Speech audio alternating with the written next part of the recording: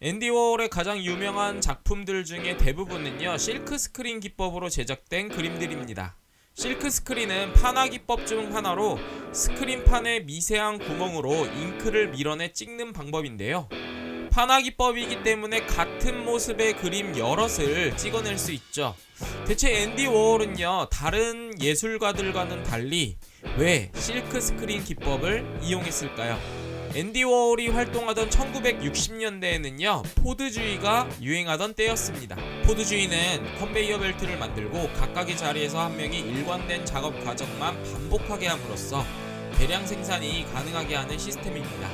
지금의 생산 공장들도 대부분 이런 포드주의 시스템을 사용하고 있죠. 이것의 목적은 항상 같은 모양과 일정한 품질의 상품을 대량으로 생산하는 데 있습니다. 이 포드주의가 유행하면서 같은 시스템의 동일한 작업을 반복하게 되면은 똑같은 상품이 나올 수 있다는 그런 믿음이 생겨나기 시작했습니다. 예를 들어 한국 편의점에서 사 먹는 코카콜라나 아니면 미국 워싱턴에서 사 먹는 코카콜라의 맛이 똑같다라는 것, 이런 것들이죠. 즉 반복이 같음을 생산해낼 수 있다는 믿음이 생긴 것입니다. 이 기계적인 어떤 포드주의에서는요 일정한 모양과 동일한 품질이라고 하는 그러한 기준이 생기게 되고, 이 기준에 적합하지 않은 상품들은 불량품으로 분류되어서 버려지곤 했죠. 문제는 당시의 사람들이 반복이 같음을 만들어낸다는 그 논리를 사람들에게도 적용시킨다는 점입니다.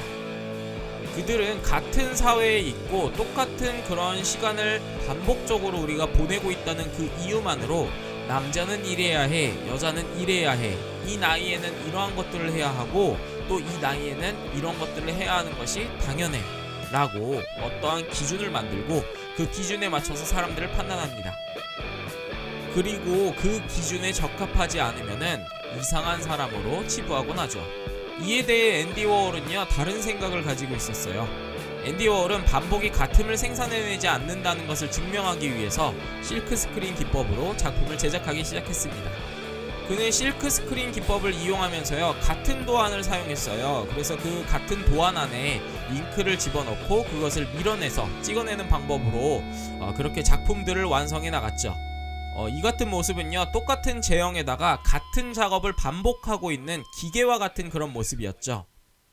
그래서 그는요 그의 작업실을 팩토리라고 부르기 시작합니다. 하지만 이 팩토리에서 나오는 작품들은요 공장에서 생산되는 상품들과는 달리 각기 다른 모습을 하고 있었죠. 분명히 같은 도안에 잉크를 집어넣고 반복적으로 찍어낸 것임에도 불구하고 그의 작품들은 다른 모습을 보이는데요. 예를 들어 캠벨 스프라는 작업물에서는요 같은 도안을 사용했기 때문에 겉으로 보기에는 비슷해 보이지만 자세히 살펴보면은 어떠한 스프는 토마토 숲이고 또 어떠한 스프는 소고기 숲이고 약간 이런 식으로 달라져 있는 모습들을 발견할 수 있습니다. 네, 또한 마릴린이라고 하는 작품에서는요 같은 도안을 사용했지만 한 번씩 찍어낼 때마다 다른 색을 사용함으로써 하나의 작품을 만들어가는 그런 모습을 보여주죠. 그리고 그것들은요 교묘하게 약간 어긋나 있는데요, 같은 작업을 반복했지만 그럼에도 불구하고 같은 모습이 드러나는 것이 아닌 차이가 드러난다는 것을 앤디 워홀은 실크 스크린 기법으로 증명하였습니다. 앤디 워홀은 일정한 공정 과정을 계속해서 반복할지라도 같음이라는 것은 존재할 수 없다라는 것을 알고 있었습니다. 그것은 일반 공장에서도 마찬가지였는데요. 예를 들어서 앞서 이야기했던 코카콜라를 한번 살펴볼까요? 모든 코카콜라가 다 동일한 코카콜라라고 할 수 있을까요? 그렇지는 않습니다. 어떠한 코카콜라가 1시 1분에 생산되고 다른 코카콜라는 1시 1분 1초에 생산됐다고 생각을 해보죠. 그렇다면은 두 개에는요 각각의 1초라고 하는 그런 차이가 발생합니다. 그렇기 때문에 물리적으로도 이것은 같은 거라고 얘기할 수는 없죠. 뿐만 아니라 우리가 운동을 하고 나서 땀을 뻘뻘 흘리면서 마시는 코카콜라와 맥도날드에 가서 햄버거를 먹으면서 먹는 코카콜라의 맛은 다를 수밖에 없습니다.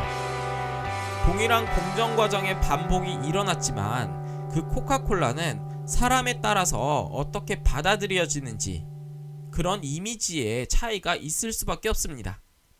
콜라라고 하는 어떠한 동일한 상품이 대통령에게, 그리고 리즈 테일러에게, 가난한 사람에게, 그리고 우리에게 이미지가 각각 다른 것처럼 말이죠. 그래서 앤디 워홀은요 1960년대 미국을 다음과 같이 조롱합니다.